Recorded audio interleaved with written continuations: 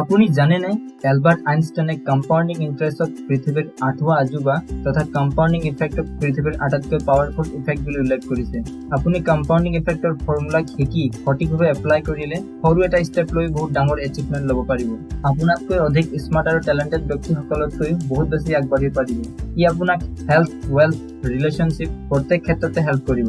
আইনষ্টাইনে কিয় বাৰু ইয়াক 8ৱা আজুবা বুলি উল্লেখ কৰিছিল জানিবলৈ আমাৰ ভিডিঅ'টো শেষলৈকে নিশ্চয় চাব। নমস্কাৰ, welcome to our official YouTube channel NM Assam. কোৱা হয় যে যেতিয়া এজন ৰজাই চেছ খেলি ভাল পাইছিল তেতিয়া ইয়াৰ ক্ৰিয়েটৰক পুৰস্কৃত কৰিবলৈ মাতি আনি সুধিলে কওক আপোনাক কি লাগে। তেতিয়া ক্ৰিয়েটৰজনে ক'লে মোক বৰ বেছি একো নালাগে, চেছৰ প্ৰথম বৰ্গত চাউলৰ এটা দানা ৰাখি দিয়ক আৰু প্ৰতিটো বৰ্গত ডাবল কৰি কৰি গৈ থাকক, যিমান হ'ব মোক হিচাপ কৰি দি দিয়ক, বাছ আৰু একো নালাগে। মহাৰাজে বৰ খং কৰিলে আৰু ভাবিলে কি মূৰ্খ মানুহ, আৰু ক্ৰিয়েটৰক ক'লে তুমি এই মামুলি চাউলৰ দানা বিচাৰি মোক অপমান কৰিছা। তুমি বিচাৰিলে ধন টকা পইচা বিচাৰিব পাৰিলা হয়। নহয় মহাশয়, মোৰ কাৰণে এয়াই যথেষ্ট। চিপাহীসকলক আদেশ দিলে তেখেতক যিমান চাউল লাগে দি দিয়া যাওক। কিছুদিন পিছত চিপাহীসকল দৌৰি দৌৰি আহিলে আৰু ক'লে মহাৰাজ, তেখেত কোনো মূৰ্খ নহয়, বৰ চতুৰ ওলাল। তেখেত চাউলৰ যিমান দানা বিচাৰিছে সিমান আমাৰ ৰাজ্যতে নাই। এই কথা শুনি সকলোৱে অবাক হৈ গ'ল আৰু চাগে আপুনি অবাক হৈ গ'ল, নহয় জানো? আহক চাওঁ ই কেনেকৈ সম্ভৱ হয়। চেছত সৰ্বমুঠ 64টা বৰ্গ আছে। প্ৰথমটোত এটা আৰু প্ৰত্যেকটোত ডাবল কৰি যাব লাগিব। তাৰ মানে দ্বিতীয়টোত 2টা, তৃতীয়টোত 4টা, চতুৰ্থত 8টা আৰু পঞ্চমত মাত্ৰ 16টা। এইদৰে যদি আমি 64টা বৰ্গলৈকে যাওঁ ই যিমান হ'ব মই হয়তো চাগে উচ্চাৰণো কৰিব নোৱাৰিম। যদি ইয়াৰ ওজন চোৱা যায় তেতিয়া ইয়াৰ ওজন হ'ব 461 বিলিয়ন মেট্ৰিক টন, যাৰ ৰেট আজিৰ সময়ত 300 ট্ৰিলিয়ন ডলাৰতকৈ অধিক হ'ব। অৰ্থাৎ এই পৃথিৱীত যিমান সম্পত্তি আছে সিমান। এতিয়া আপুনি নিশ্চয় বুজিলে এইজন কোনো বুৰ্বক নাছিল, বৰঞ্চ সি এজন বহুত বুদ্ধিয়ক আছিল, যিয়ে কম্পাউণ্ডিঙৰ শক্তিক ভালদৰে বুজি পাইছিল। তেখেত কেৱল চাউলৰ কেইটামান দানাই নহয়, বিশ্বৰ সকলো সম্পত্তি বিচাৰিছিল। বেচিকেলি কম্পাউণ্ডিং ইফেক্ট, যাক আমি ডমিনো ইফেক্ট অথবা স্ন'বল ইফেক্ট বুলি কওঁ, ই এনেকুৱা এটা ইফেক্ট হয় যি শ্ল'লি গ্ৰ' হয় আৰু অভাৰ এ টাইম এটা ডাঙৰ ইফেক্ট বনি যায়। ইয়াক ভালদৰে বুজিবলৈ আহক এটা গেম খেলো। মই যদি আপোনাক 2টা অপশ্যন দিওঁ যে 30 লাখ টকা আজিয়ে লৈ যাওক অথবা 1 টকা আজি লওক যি অহা 30 দিনলৈকে ডাবল হ'ব, আপুনি কোনটো চিলেকশ্যন কৰিব? ধৰি ললো আপুনি প্ৰথম অপশ্যন অৰ্থাৎ 30 লাখ টকা চিলেকশ্যন কৰিলে আৰু আপোনাৰ বন্ধুৱে 1 টকাৰ অপশ্যন চিলেকশ্যন কৰিলে। 5 দিন পিছত আপোনাৰ লগৰ ওচৰত আছে মাত্ৰ 16 টকা আৰু আপোনাৰ ওচৰত আছে 30 লাখ টকা। আপুনি এটা ব্ৰেণ্ড নিউ কাৰ লৈ গাৰ্লফ্ৰেণ্ডক আগফালে বহাই ফুল স্পীডত লং ড্ৰাইভত ঘূৰি আছে আৰু আপোনাৰ বন্ধুৱে আপোনাক দেখি দুখী হৈ আছে। ওচৰ চুবুৰীয়াৰ লোকসকলে উপহাস কৰিছে, আৰে মূৰ্খ, তুমিও সেই প্ৰথম অপশ্যন চিলেক্ট কৰিব পাৰিলাহেঁতেন, আজি তোমাৰ ওচৰতো 30 লাখ টকা থাকিলেহেঁতেন। 20 দিনৰ পিছত আপোনাৰ বন্ধুৰ ওচৰত আছে 5,24,288 টকা। আপুনি ভাবিব পাৰে ইমান ধৈৰ্য ধৰি অপেক্ষা কৰি মাত্ৰ 5,24,288 টকা আৰু আপোনাৰ ওচৰত 30 লাখ টকা। আপুনি আপোনাৰ ডিচিশ্যনক লৈ বহুত প্ৰাউড ফিল কৰি আছে, কিন্তু বেছি উৎফুল্লিত হ'ব নালাগে, কাৰণ আচল ঝাটকা এতিয়াহে পাব।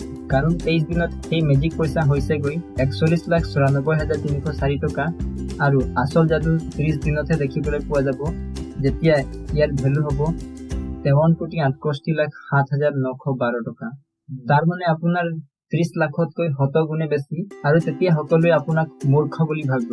এয়া হৈছে কম্পাউণ্ডিং পাৱাৰ, যি আপোনাৰ বন্ধুৱেতো ইউজ কৰিলে কিন্তু আপুনি নকৰিলে। কম্পাউণ্ডিং শ্ল'লি অভাৰ এ টাইম এটা বহুত ডাঙৰ ইম্পেক্ট ক্ৰিয়েট কৰে। যদি কম্পাউণ্ডিঙৰ গ্ৰাফ চাওঁ তেতিয়াহ'লে ই এনেধৰণৰ থাকে।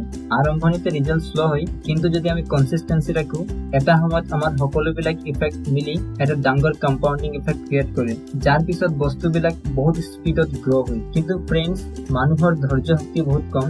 আৰম্ভণিতে যেতিয়া ৰিজাল্ট নাহে বহুতে তেতিয়াই কুইট কৰি দিয়ে। ফৰ এক্সাম্পল, কোনোবাই যদি ৱেইট লুজ কৰিবৰ কাৰণে ৱৰ্কআউট অথবা জিম যাব আৰম্ভ কৰে, কিন্তু সপ্তাহ 2 সপ্তাহ কৰাৰ পিছত ৰিজাল্ট নেদেখিলে ৱৰ্কআউট অথবা জিম যাবও এৰি দিয়ে। আমি বহুতে আমাৰ লাইফ চেঞ্জ কৰিব বিচাৰো আৰু সেয়েহে বুকছ ৰিডিং, মটিভেশ্যনেল ভিডিঅ' চাবলৈ আৰম্ভ কৰোঁ, কিন্তু যিহেতু এইবিলাকৰ কুইক ৰিজাল্ট দেখিবলৈ পোৱা নাযায়, আমি সেই কম্পাউণ্ডিং পইণ্ট পোৱাৰ আগতে কুইট কৰি দিওঁ। এই ফৰ্মুলাক আমি আমাৰ লাইফৰ প্ৰত্যেক পাৰ্টক ইম্প্ৰুভ কৰিবৰ কাৰণে ইউজ কৰিব পাৰিম। আহক এই প্ৰিন্সিপল প্ৰেক্টিকেলি কেনেকৈ ইউজ হয় এটা এক্সাম্পলেৰে বুজিবলৈ চেষ্টা কৰোঁ। 3জন ভাল বন্ধু আছিল, প্ৰত্যেকে 60,000 পাৰ মান্থ ইনকাম কৰে আৰু একে অঞ্চলত বাস কৰে, আৰু 3জনেই বিবাহিত, প্ৰত্যেকৰে জীৱন ঠিক ঠাক চলি আছে। এজনৰ নাম ৰাহুল, দ্বিতীয়জনৰ নাম হৰি আৰু তৃতীয়জনৰ নাম কৃষ্ণ।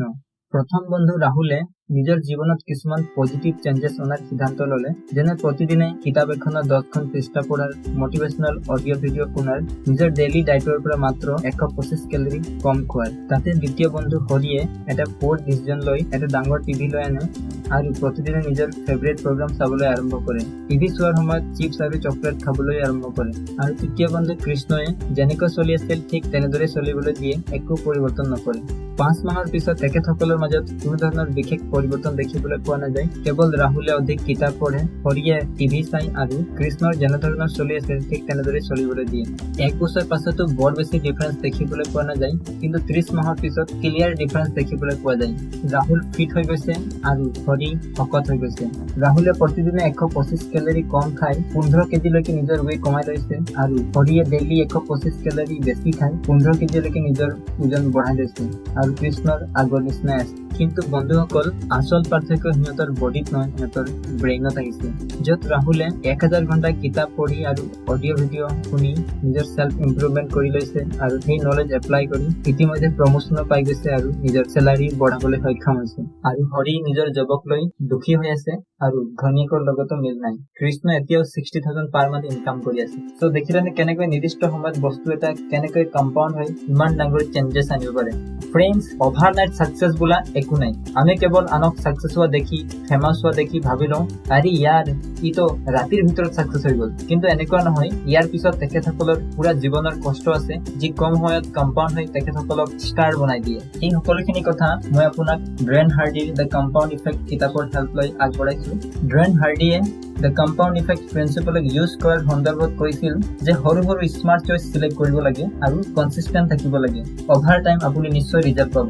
নিজক অটো পাইলটত নাৰাখিব, নিজৰ জীৱনৰ ডিচিজন নিজেই ল'ব লাগে। আজিৰ ভিডিঅ'ত বাছ ইমানেই। আমাৰ লগত জড়িত হৈ থাকিবৰ কাৰণে ছাবস্ক্ৰাইব বাটনটো প্ৰেছ কৰি দিব আৰু শেষত আমাৰ চেনেলটো ছাবস্ক্ৰাইব কৰাৰ কাৰণে আৰু লগতে আমাৰ ভিডিঅ'টো শেষলৈকে চোৱাৰ কাৰণে বহুত বহুত ধন্যবাদ।